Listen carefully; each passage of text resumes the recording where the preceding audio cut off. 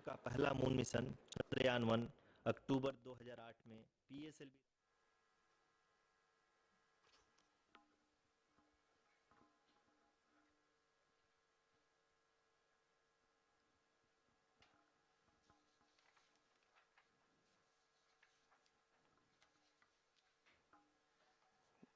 धन्यवाद आरुषि।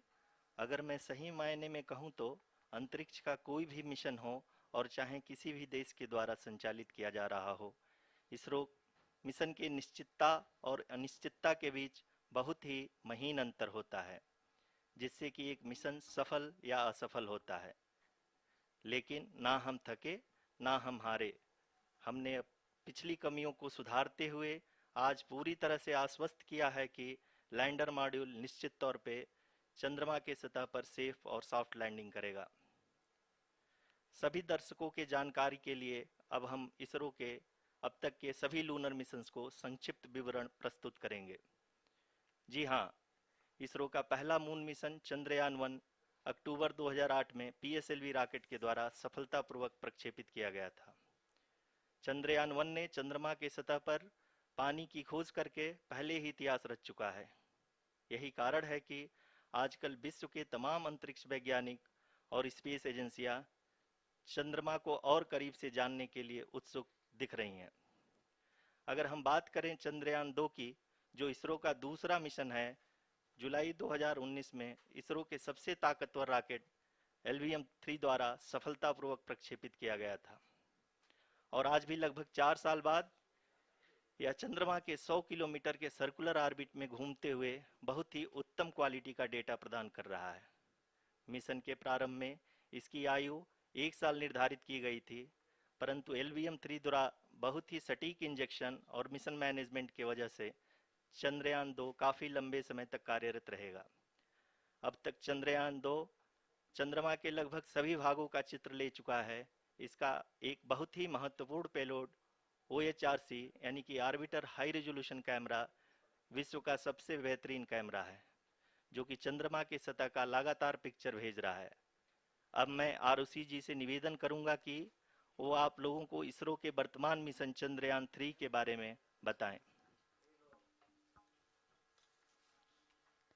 अभी आपने मिश्रा जी के द्वारा सुना इसरो के अब तक के लूनार मिशंस का विवरण। अब चलते हैं towards Chandrayaan-3, the follow-up mission of Chandrayaan-2, which has been designed to accomplish our mission goals. The primary objective of Chandrayaan-3 mission is the demonstration of safe and soft landing on the lunar surface. This demonstration is a critical aspect for ISRO's future interplanetary missions. In addition to this, the mission objectives also include demonstration of roving capability and conduction of in situ scientific experiments on Moon's surface. Carried on the shoulders of India's heaviest rocket LVM-3 on the 14th of July, Chandrayaan-3 was placed in the precise elliptic parking orbit of size 170 by 36,500 kilometers. ISRO, in its mission plan of following the incremental trajectory approach, carried a total of 5 earthbound maneuvers. The fifth apogee raising maneuver, which took place on the 25th of July, placed the spacecraft in an orbit of 250 by 1,27,000 kilometers. At the early hours of 1st August, the translunar injection was carried out, after which the composite module began the final leg of its long journey of nearly 3,84,000 kilometers for its rendezvous with the Moon. The TLI was a key step in the mission, enabling the spacecraft to escape Earth's gravitational pull and travel to the Moon. An orbit of 288 by 3,69,328 kilometers was achieved at the end of the translunar injection. जी हाँ, translunar injection किसी भी interplanetary mission के लिए बहुत ही आवश्यक परंतु कठिन operation होता है। इस सफल मैन्यूवर के बाद चंद्रयान-3 पृथ्वी से दूर निकलकर चंद्रमा के प्रभाव क्षेत्र में एक हाइपरबोलिक ट्रेजेक्टरी के द्वारा पहुंचाया गया। पुनः 5 अगस्त 2023 को लूनर ऑर्बिट इंसर्शन के द्वारा चंद्रयान-3 को 160 किलोमीटर के पेरिलून और 18,000 किलोमीटर के अपोलोन के साथ चंद्रमा के इलिप्टिकल ऑर्बिट में स्थापित कर दिया गया। टीएलआई के तरह एलओआई भी एक बहुत जटिल ऑपरेशन होता है। इसमें हमें यह ध्यान देना आवश्यक होता है कि उपग्रह के वेग मान को एक निश्चित बिंदु से घटाया जा सके, अन्यथा उपग्रह चंद्रमा के प्रभाव क्षेत्र से बाहर निकल जाएगा। एलओआई के सफलतापूर्वक परिचालन के बाद चंद्रयान 3 की कक्षा को 4 बार और परिवर्तित किया गया। इस दौरान चंद्रमा की अधिकतम ऊंचाई को घटाकर 160 किलोमीटर कर दिया गया। इस पूरी प्रक्रिया में प्रपल्सन मॉड्यूल का लगभग 755 किलोग्राम ईंधन का उपयोग हुआ और चंद्रयान 3 के वेग मान को लगभग 850 मीटर प्रति सेकंड कम कर दिया गया। लैंडर मॉड्यूल को लगभग 150 किलोमीटर के सर्कुलर ऑर्बिट में स्थापित करने के बाद 17 अगस्त 2023 को प्रपल्सन मॉड्यूल से अलग कर दिया गया। पुनः लैंडर मॉड्यूल के ऑर्बिट को 2 डीबूस्ट मैन्यूवर्स के द्वारा 150 किलोमीटर के सर्कुलर ऑर्बिट से घटाकर 25 गुणे 130 किलोमीटर के एलिप्टिकल ऑर्बिट में स्थापित कर दिया गया। इस दौरान यह भी सुनिश्चित कर दिया गया कि 800 न्यूटन के चारों थ्रोटेबल थ्रस्टर्स पावर डिसेंट के समय किसी भी चुनौती का सामना कर सकें। लैंडर मॉड्यूल इस ऑर्बिट में 4 दिन तक चंद्रमा की परिक्रमा करता रहा ताकि इसके सभी सब सिस्टम को पावर डिसेंट से पहले कार्यात्मक रूप से वेरीफाई और वैलिडेट किया जा सके। इस दौरान चंद्रयान 2 और लैंडर मॉड्यूल की आपस में बातचीत भी हो चुकी है। और संक्षेप में अब तक की यात्रा की बात करें तो लैंडर मॉड्यूल अब तक 21 बार पृथ्वी के और लगभग 120 बार चंद्रमा का चक्कर लगा चुका है और इस पूरी यात्रा में लगभग 55 लाख किलोमीटर की यात्रा भी पूरी कर चुका है। अब तक के इस पूरे अभियान में यह भी सुनिश्चित किया गया कि सारे ऑर्बिट मैन्यूवर्स इस प्रकार किए जाएं कि लैंडिंग साइट पावर डिसेंट की शुरुआत से ही लैंडर के ऑर्बिटल प्लेन में बना रहे।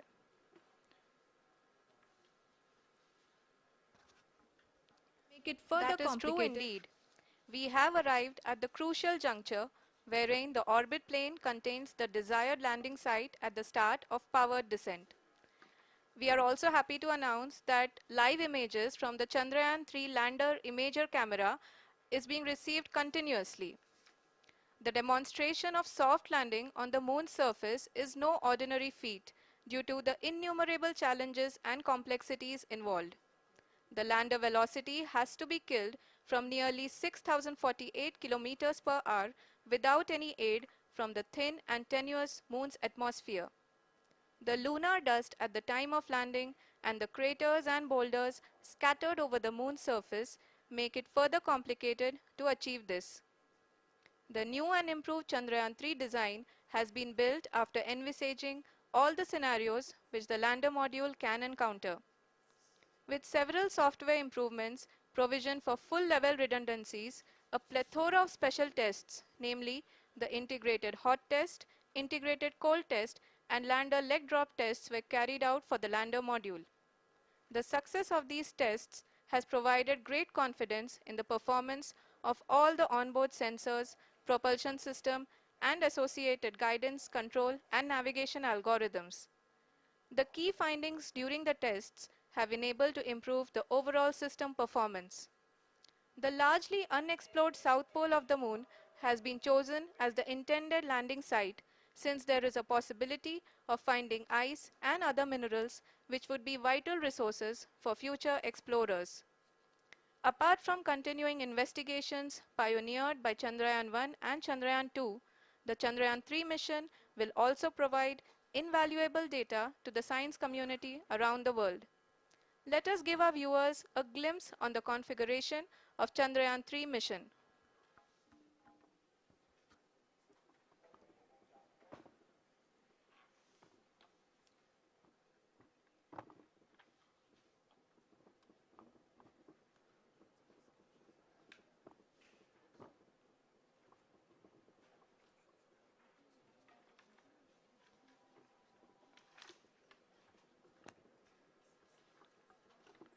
चंद्रयान 3 का मिशन प्लान लगभग चंद्रयान 2 के तरह ही बनाया गया है। यहाँ यह भी सुनिश्चित किया गया है कि चंद्रयान 3 को रॉकेट से अलग होने से लेकर के चंद्रमा के निकटतम कक्षा में स्थापित होने तक सारी गतिविधियां चंद्रयान 2 के तरह ही हों। और अब हम यह कह सकते हैं कि यह प्लान पूरी तरह से 100% सफल रहा।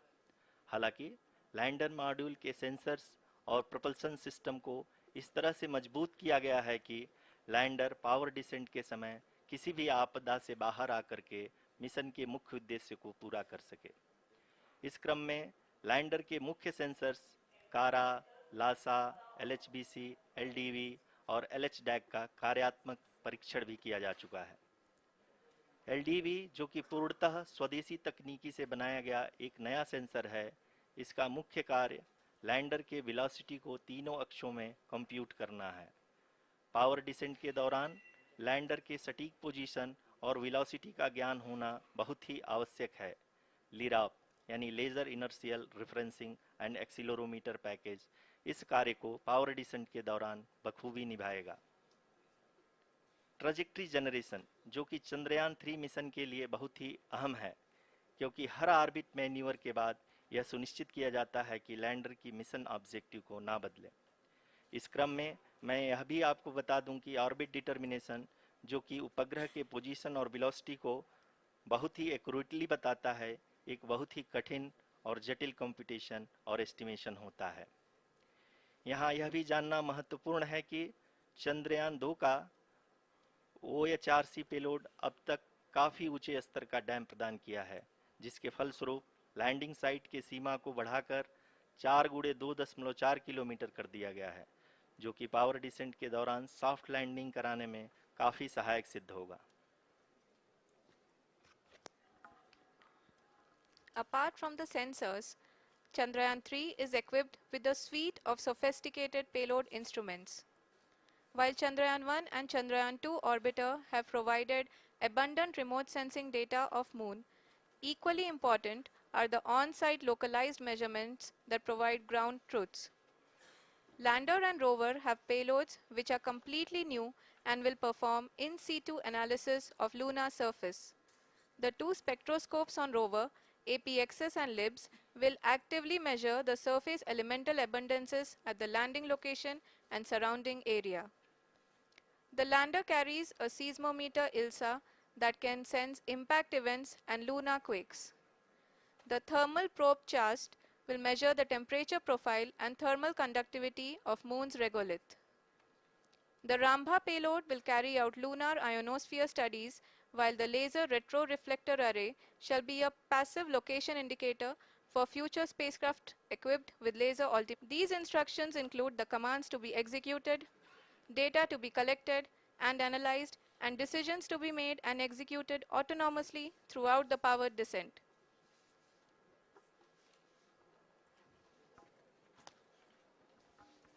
जी हाँ, अब हम पावर डिसेंट के बहुत ही करीब आ चुके हैं। हम आपको बताते चलें कि पावर डिसेंट को कुल 4 चरणों में बांटा गया है। सबसे पहले आता है रफ ब्रेकिंग फेज, जिसमें लैंडर की ऊंचाई को चंद्रमा की सतह से 30 किलोमीटर से घटाकर 7.4 किलोमीटर कर दिया जाएगा।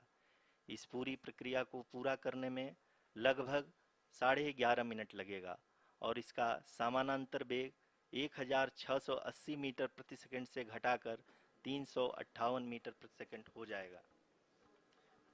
We have continuous flow of lander telemetry data from ISRO's Deep Space Network IDSN-32 located in Belalu, Bengaluru. The data is being acquired real-time by station and is flown to the Mission Operation Complex through our communication links. In addition to it, we also have support from ESA and JPL DSN stations. There will be no ground intervention once the ALS takes charge. The preparation for today's event had started 48 hours before, wherein various pre-selections and uplinking of parameters for the autonomous landing sequence were carried out. The whole descent is divided into 4 phases: the rough braking phase, the attitude hold phase, fine braking phase, and the local navigation phase or the terminal descent phase.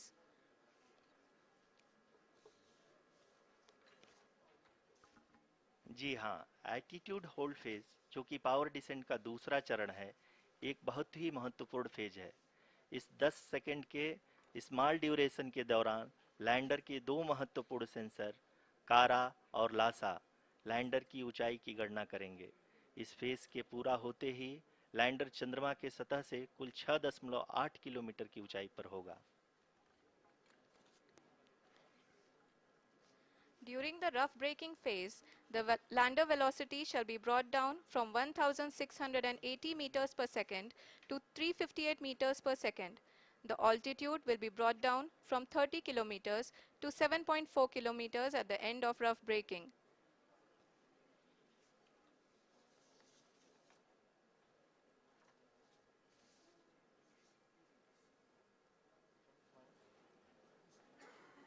Currently, we can see the scientists are analyzing the lander data.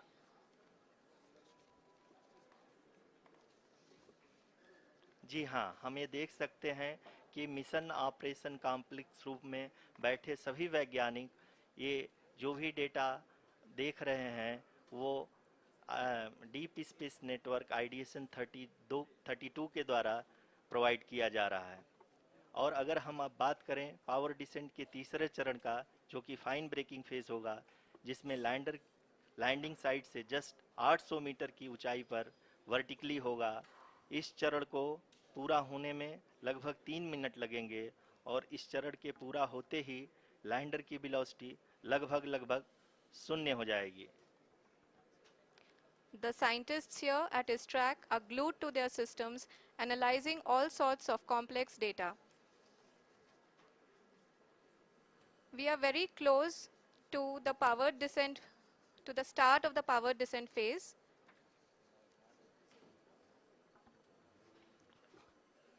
जी हाँ, अगर हम अब बात करें power descent के चौथे और अंतिम चरण का, जो कि लोकल नेविगेशन फेज या टर्मिनल डिसेंट फेज भी कहा जाता है, इस दौरान लैंडर के 2 इंजन बंद कर दिए जाएंगे और लैंडर के सेंसरों द्वारा इसके हाइट और वेलोसिटी की गणना इनर्शियल नेविगेशन को भेज दिया जाएगा। इस दौरान लैंडर 150 मीटर की ऊंचाई को प्राप्त करने के बाद कुल 131 सेकंड लगाएगा। इस पड़ाव पे आने के बाद पुनः लैंडर 22 सेकंड के लिए हवरिंग करेगा।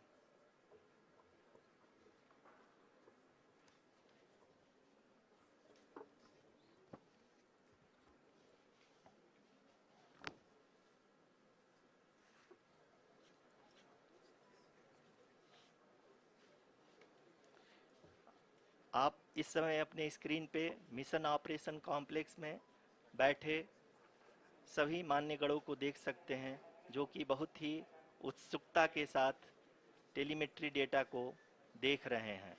अभी हम लोग पावर डिसेंट शुरू होने से जस्ट कुछ ही पल दूर हैं।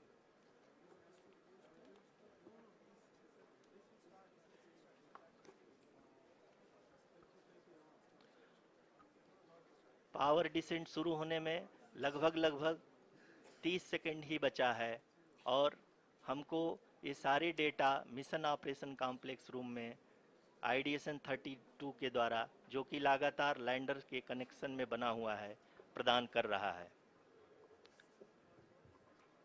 Dear viewers, the pivotal power descent has begun and the lander module is propelling towards the moon's surface along the intended trajectory.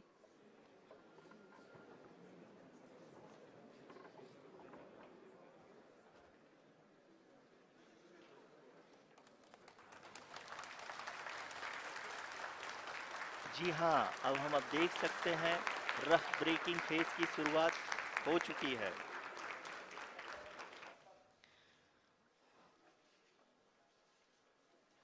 During this rough braking phase, the lander velocity shall be brought down from 1680 meters per second to 358 meters per second.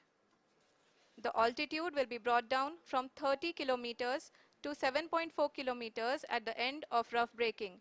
All this in the duration of 690 seconds or 11.5 minutes. Currently, the Laser Inertial Reference and Accelerometer package, LIRAP, is aiding in the navigation. जी हाँ, अभी आप अपनी screen पे देख सकते हैं कि lander अब तक कुल 191 किलोमीटर हॉरिजेंटल दिशा में चल चुका है और अभी तक इसकी वेलोसिटी लगभग 31 किलोमीटर बनी हुई है।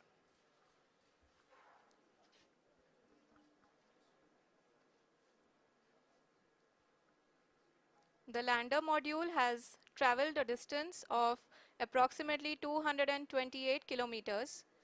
The complete downrange that will be traveled during this phase shall be nearly 713.5 kilometers.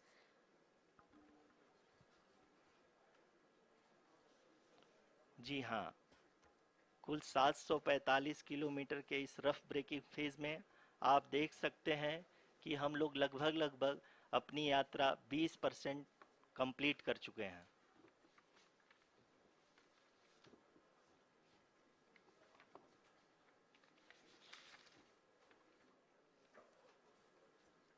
Power descent की यह शुरुआत हम कह सकते हैं कि बहुत ही सटीक और सधी हुई है, जिसमें लैंडर अपने वेगमान को अनुमानित तरीके से घटा रहा है।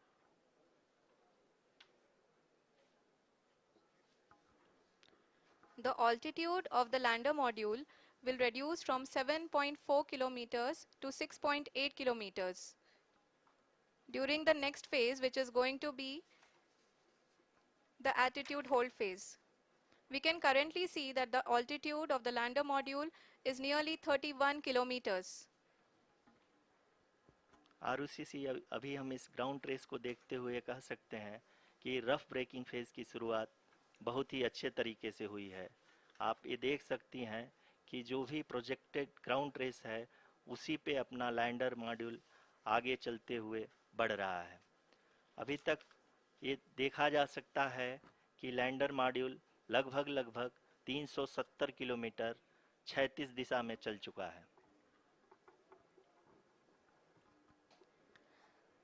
The mission operations team is analyzing the data. We can all see the seriousness and the concentration with which each and every parameter of the lander module is being analyzed. The performance so far seems to be nominal. जी आरुषि, चूंकि ALS activate किया जा चुका है इसलिए ground से कोई commanding नहीं की जा रही है। इस दौरान आपके स्क्रीन पे सारे डेटा इसरो के डीप स्पेस नेटवर्क से रियल टाइम में आ रहे हैं। इस मिशन में सेकेंड और थर्ड ऑर्डर गाइडेंस पॉलिनोमियल का प्रयोग हुआ है, जो कि इनर्शियल थ्रस्ट और एंगल के हमेशा सुनिश्चित करेगा।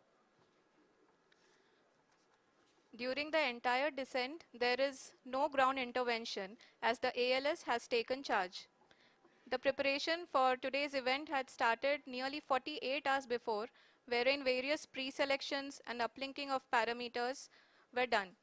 We can see that the vertical velocity of the lander module has been brought down. It is continuously coming down. And the ALS had already been initiated 1 hour before the scheduled time of the power descent start. Following this, the throttleable engine electronics module, the TECM, was switched on and lander was oriented to the favorable attitude. जी हाँ, आप अपने screen पे देख सकते हैं कि lander module जिसकी शुरुआत में वेलोसिटी 1680 मीटर पर सेकंड थी, लगभग 1150 मीटर पर सेकंड हो चुकी है, जो कि एक बहुत ही मैजेस्टिक शुरुआत कही जा सकती है इस रफ ब्रेकिंग फेज के लिए।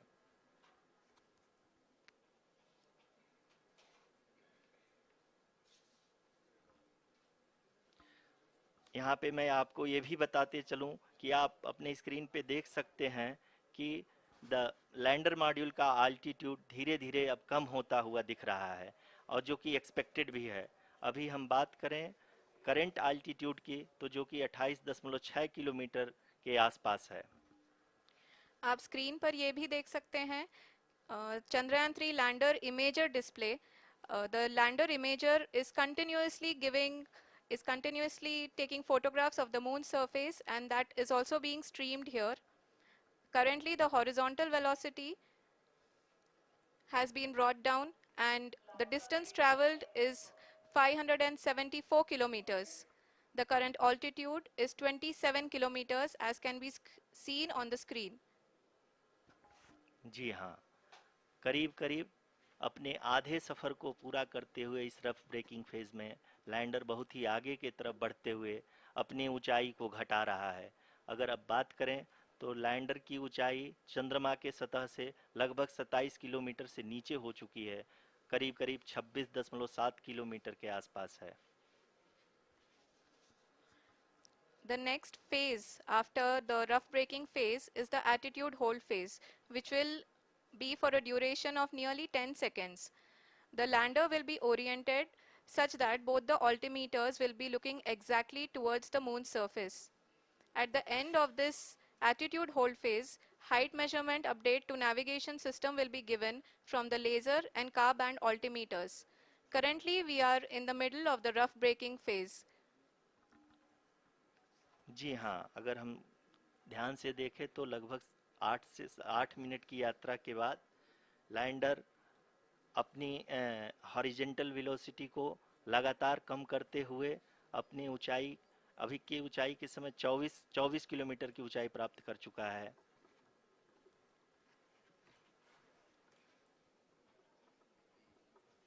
अब तक के आंकड़े को देखते हुए हम कह सकते हैं कि लैंडिंग पूरी तरह से नॉमिनल है। यहाँ पर हम देख सकते हैं कि हॉरिजेंटल वेलोसिटी लगातार कम होती हुई दिख रही है।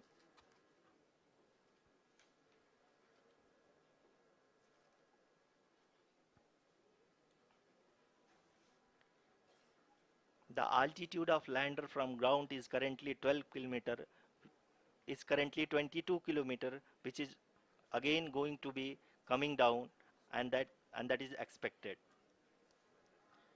For the viewers who have joined now, we are in the power descent phase, and we are in the rough braking phase, which is the first phase of the power descent. We have currently traveled a downrange of 697 kilometers, and the downrange that has to be traveled during this phase is 713.5 kilometers. जी हाँ, अभी आप देख सकते हैं कि lander की horizontal velocity लगभग 720 metre प्रति सेकंड हो गई है। लगभग हम ये कह सकते हैं कि 900 मीटर प्रति सेकंड वेलोसिटी को कम किया जा चुका है।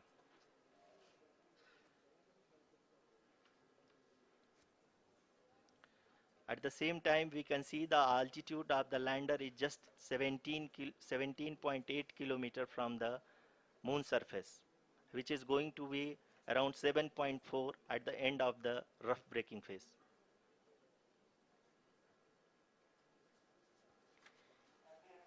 इस phase के बाद हम जाएंगे towards the attitude hold phase,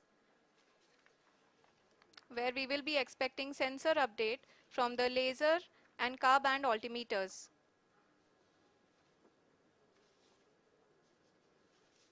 We can see the visualization of the lander module moving towards the moon's surface. The current altitude is nearly 15.2 kilometers, and the distance traveled is 754 kilometers. We can also see the image that the lander imager camera has been providing. जी हाँ, इस rough breaking phase के दौरान 800 Newton के चारों throttle engine अपने कार्य को पूरी तरह से अंजाम दे रहे हैं और लैंडर के हॉरिजॉन्टल वेलोसिटी को लगातार कम कर रहे हैं। अब तक लैंडर लगभग अपने 75 से 80% की यात्रा को पूरा कर चुका है।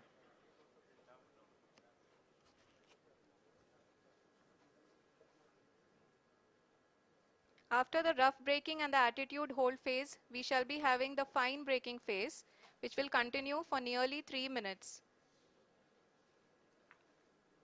The whole phase is being driven by the autonomous landing sequencer, and there is no intervention from ground. जी हाँ आरुषि, अभी आप अपनी स्क्रीन पे देख सकती हैं कि जो करंट आल्टीट्यूड है चंद्रमा के सतह से लगभग 10 किलोमीटर के आसपास है। जी हाँ, हम सभी का उत्साहवर्धन करने के लिए दक्षिणी अफ्रीका के जोहानसबर्ग से जुड़ गए हैं।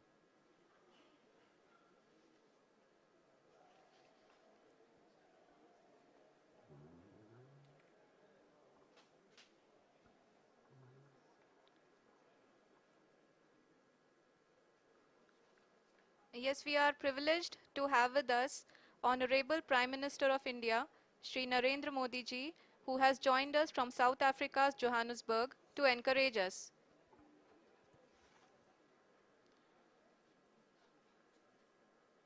जी हाँ, आप ये देख सकते हैं एल्टीट्यूड होल्ड फेस भी बहुत ही आसानी से लैंडर फेस ने पार कर लिया है और अब फाइन ब्रेकिंग की शुरुआत हो चुकी है। अभी हम ये देख सकते हैं कि लैंडर की ऊंचाई लगभग 5.6 किलोमीटर है, जो कि इस फेज के उपरांत लगभग 800 मीटर हो जाएगी।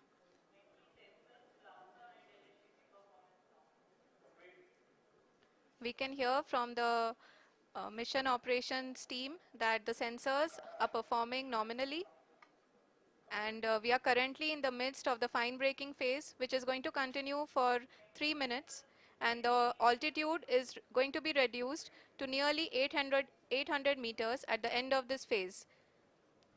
जी हाँ, जैसा कि आरुषि जी ने बताया कि लगभग 3 मिनट के उपरांत लैंडर की हाइट लगभग 800 मीटर वर्टिकली होगी और यहाँ पे लैंडर की horizontal velocity, vertical velocity, even down range भी लगभग शून्य होगा।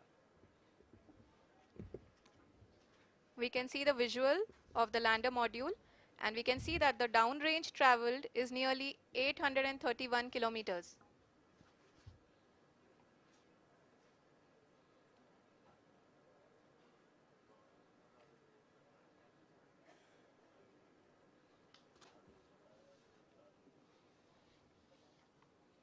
जी हाँ, आप अपनी स्क्रीन पे देख सकते हैं कि लैंडर की ऊंचाई अब चंद्रमा की सतह से लगभग 3 किलोमीटर से कम हो चुकी है। We are very close to the moon's surface, nearly 2.6 kilometers as we can see.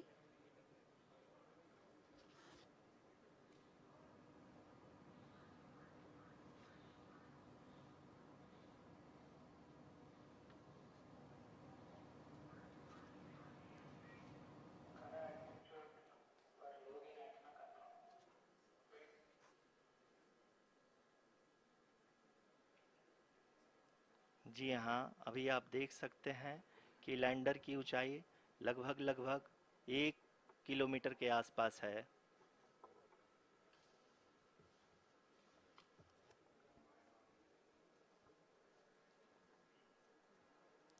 We are nearing the final phase of the power descent, which is going to be the vertical descent phase or the local navigation phase. जी हाँ, अब हम fine breaking wave के एकदम करीब आ चुके हैं। हाँ, आप तालियों के गड़गड़ाहट से सुन सकते हैं कि हम लोगों ने तीसरे चरण को भी बहुत ही सफलतापूर्वक हासिल कर लिया है और अभी हम वर्टिकल डिसेंट फेज में आ चुके हैं, जिसकी शुरुआत भी बहुत ही अच्छे ढंग से हो चुकी है।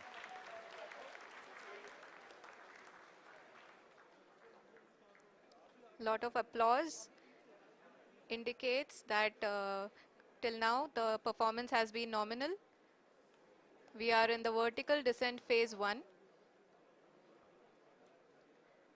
The altitude is being brought down from 800 meters, and we are nearing and approaching the lunar surface. जी, आप अपनी स्क्रीन पे देख सकते हैं कि लैंडर का हाइट लगातार कम होता जा रहा है।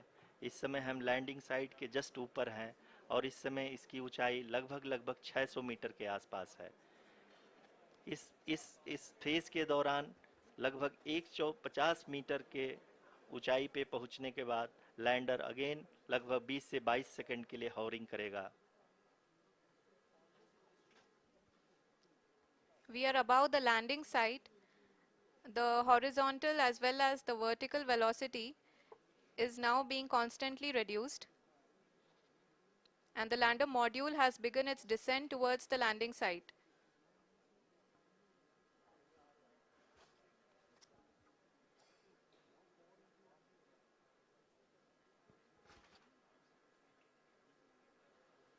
जी हाँ, आप अपने स्क्रीन पे देख सकते हैं, ये जो पथ निर्धारित किया गया है, लैंडर पूरी तरह से उसी को ही फॉलो कर रहा है। इस समय हम लगभग 200 मीटर की हाइट से भी कम आ चुके हैं।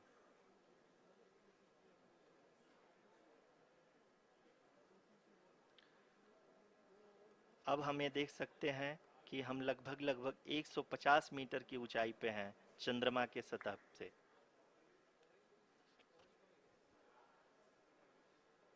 We are approaching the vertical descent phase 2, which will have the lander module hovering at nearly 150 meters above ji the हाँ, lunar surface.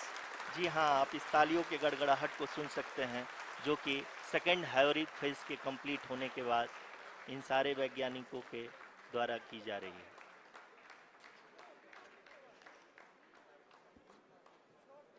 जी हाँ, आप अगर फिर से ध्यान से देखें तो एल्टीट्यूड पुनः कम होता जा रहा है। अभी हम लोग लगभग 135 मीटर की ऊंचाई पे हैं। The sensors that are updating at this point are providing confirmation of the safety of the landing site. As expected, the retargeting is going on and this is a very good signature for the lander.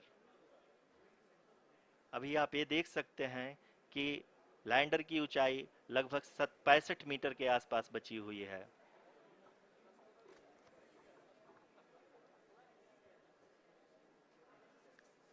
Currently, only 2 engines are now being fired, and we are nearly at zero velocity, vertical and horizontal. We were hovering, and now we are approaching the moon's surface.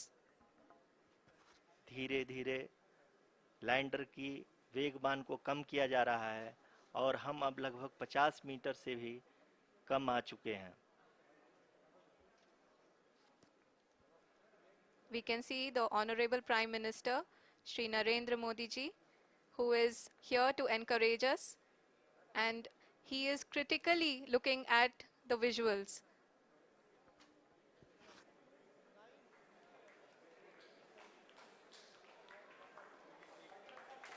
जी हाँ, आप अपनी screen पे देख सकते हैं कि हम lander module People are applauding. Let lander us all module wait to hear from the Secretary, Department of Space and Chairman ISRO, Shri S. Somnath. Lander module पूरी तरह से सेफली और सॉफ्टली चंद्रमा के सतह पे लैंड हो चुका है। ये हम लोगों के लिए बहुत ही गर्व की बात है।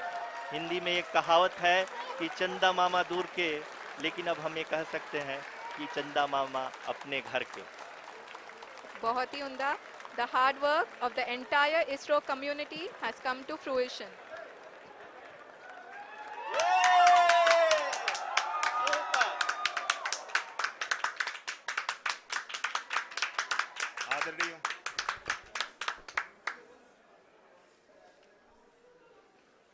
आदरणीय प्रधानमंत्री जी, नमस्कार। Sir, we have achieved soft landing on the moon. India is on the moon. Sir, I request our Honorable Prime Minister to address us and bless us. Thank you, sir.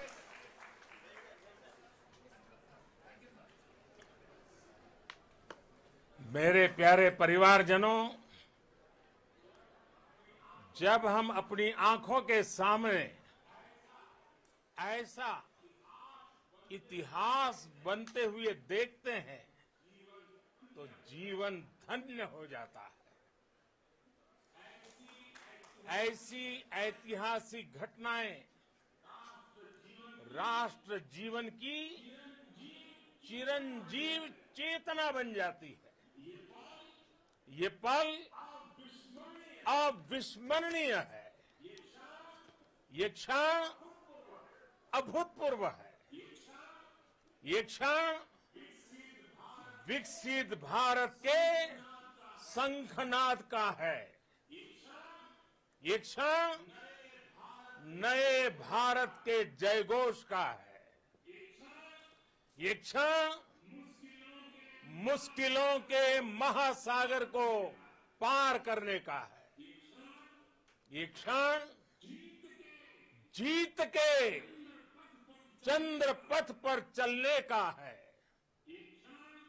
ये क्षण 140 करोड़ धड़कनों के सामर्थ्य का है। ये क्षण भारत में नई ऊर्जा, नया विश्वास, नई चेतना का है। ये क्षण भारत के उदयमान भाग्य के आह्वान का है। अमृत काल की प्रथम प्रभा में सफलता की ये अमृत वर्षा हुई है। हमने धरती पर संकल्प लिया और चांद पर उसे साकार किया। और हमारे वैज्ञानिक साथियों ने भी कहा, India is now on the moon. आज हम अंतरिक्ष में नए भारत की नई उड़ान के साक्षी बने हैं। साथियों, मैं इस